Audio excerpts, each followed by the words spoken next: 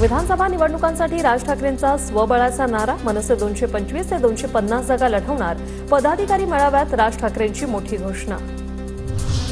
लाडकी बहीण आणि लाडका भाऊ एकत्र राहिले असते तर आज दोन्ही पक्ष टिकले असते, मनसे पदाधिकारी मेळाव्यात राज ठाकरेंचं महत्त्वाचं वक्तव्य। मला माझे लोक काहीही करून सत्तेत बसवायचे, राज ठाकरेंचा पदाधिकारी मेळाव्यात निर्धार, मनसे निवडून येणाऱ्यांनाच तिकीट देणार। 1 ऑगस्ट पासून राज ठाकरे महाराष्ट्र दौरा करणार, राज ठाकरेंची माहिती।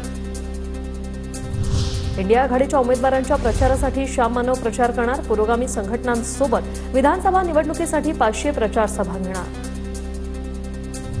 जरांगेंचा फडणवीसांबाबतचा गैरसमज सरकारने दूर करावा, जरांगे पाटलांसोबत निवडणुकीच्या रिंगणात उतरण्याबाबत 9 तारखेला ठरवू, बच्चू कडूंची माहिती। मोदी सरकार आल्यापासून विरोधकांना जेलमध्ये टाकण्याचा प्रयोग, एकनाथ शिंदेंवरील प्रयोग अनिल देशमुखांवर केला असावा, नाना पटोलेंचं विधान।